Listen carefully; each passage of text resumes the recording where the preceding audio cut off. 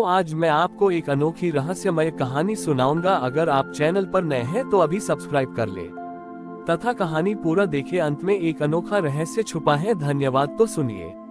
प्राचीन काल में कांदवन नामक एक विशाल और हरे भरे राज्य पर राजा हेमकेतु शासन करते थे। राजा न्यायप्रिय थे, पर उनके हृदय में एक गहरा खालीपन था। वह भौतिक समृद्धि से संतुष्ट थे, पर उन्हें आत्मा की शांति नहीं मिल रही थी। उन्हें लगता था कि जीवन का कोई गूढ़ रहस्य है जो उन्होंने अभी तक नहीं समझा है। एक दिन राज्य में एक वृद्ध तेजस्वी परिव्राजक साधु का आगमन हुआ। साधु ने राजा से कहा कि वह उन्हें ज्ञान दीपक की प्राप्ति का मार्ग बता सकते हैं, जिससे हृदय का अंधकार हमेशा के लिए मिट जाएगा।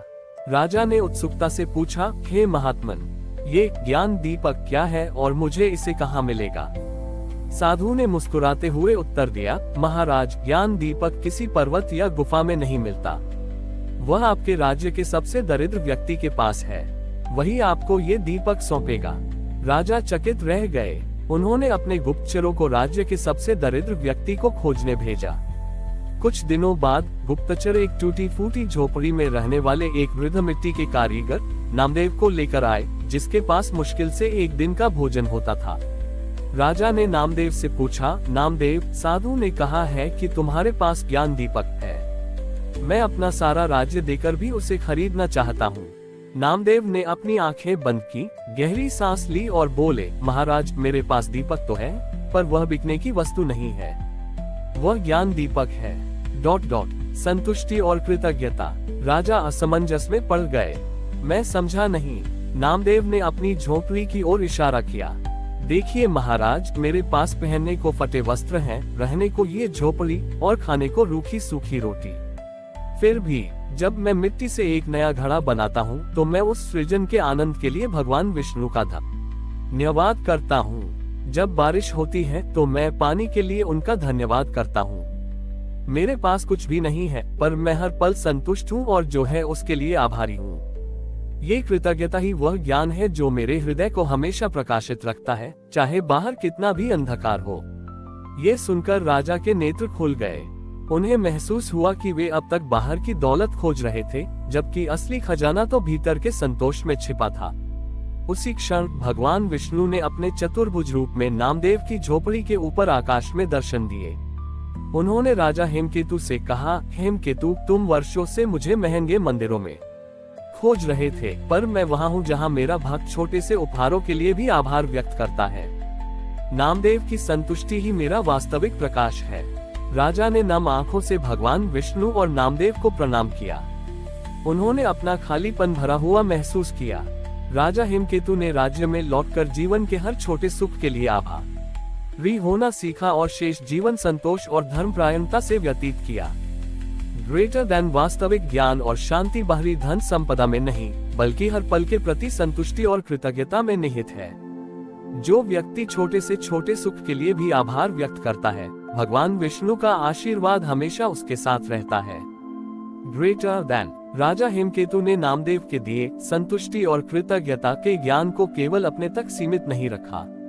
उन्होंने महसूस किया कि उनका राज्य भौतिक रूप से समृद्ध होने के बावजूद भीतर से असंतोष की अग्नि में जल रहा है। लोग हमेशा एक दूसरे से अधिक पाने की होड़ में थे, जिससे उनके जीवन में शांति नहीं थी। राजा ने राज्य में एक अभूतपूर्व घोषणा करवाई। उन्होंने प्रतिवर्ष एक संतोष यात्रा का आयोजन शुरू किया। इस यात्रा में राजा स्वयं सबसे सरल वस्त्र धारण करते और अपने राजसी भोजन का त्याग कर देते। वह प्रजा के बीच जाकर उनके साथ काम करते और उनसे पूछते, ग्रेटर देन, तुम अपने जीवन की 3 सबसे बड़ी चीजों के लिए कृतज्ञ क्यों हो, भले ही वे कितनी ही छोटी क्यों न हो? Greater than. शुरुआत में लोगों ने राजा को उपहास की दृष्टि से देखा, लेकिन जब उन्होंने देखा कि राजा स्वयं एक किसान की तरह खेत में हल चला रहे हैं, एक कुम्हार की तरह चाक पर मिट्टी के बर्तन बना रहे हैं और एक मछुआरे के साथ नदी में जाल डाल रहे हैं, तो उनका हृदय पिघलना शुरू हुआ। एक बार यात्रा के दौरान राजा एक छोटी सी नदी के किनारे बैठे थे जो अपनी गति से निरंतर बह रही थी।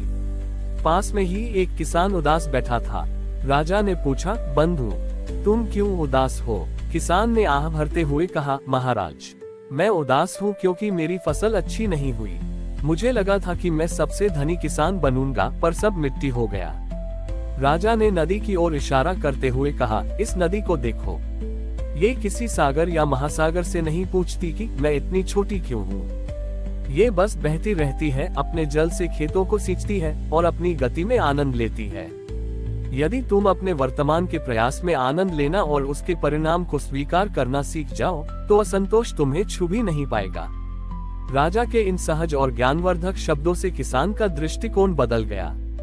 उसने महसूस किया कि वह क्या नहीं मिला, इस पर ध्यान केंद्रित कर रहा था, जबकि उसे इस बात के लिए कृतज्ञ होना चाहिए था कि उसे अगली फसल उगाने का मौका और एक स्वस्थ शरीर मिला है। धीरे धीरे राजा हेमकेतु के इस प्रयास से कान्नावन राज्य की आत्मा बदल गई। लोग अब सृजन के आनंद, परिवार के प्रेम और प्रकृति के उपहारों को महत्व देने लगे। बाजार में होने वाली कलह और प्रतिस्पर्धा कम हो गई और एक नई तरह की सामुदायिक शांति स्थापित हुई। राजा हेमकेतु ने अपने पूरे जीवन नामदेव के ज्ञान दीपक को कभी बुझने नहीं दिया। उनकी प्रजा उन्हें केवल एक राजा के रूप में नहीं, बल्कि एक साधक के रूप में पूजने लगी, जिसने उन्हें धन कमाना नहीं, बल्कि जीवन जीना सिखाया। कहा जाता है कि राजा हेमकेतु की मृत्यु के बाद स्वयं भगवान विष्णु ने उन्हें अपने लोक में स्थान दिया, क्योंकि उन्होंने ये सिद्ध कर दिया था कि एक राजा भी आध्यात्मिक साधक हो सकता है और भौतिकता और धर्मपरायणता एक साथ चल सकती है, जब हृदय में सच्चा संतोष हो। हमारी और भी आध्यात्मिक एवं अनोखी कहानियां देखने के लिए हमारे चैनल पर जाएं तथा धार्मिक एवं पौराणिक अनोखी कहानियां हमारे चैनल पर है। कृपया जाके देखें तथा हमारे चैनल को सब्सक्राइब करके रखें और वीडियो लाइक जरूर करें। धन्यवाद।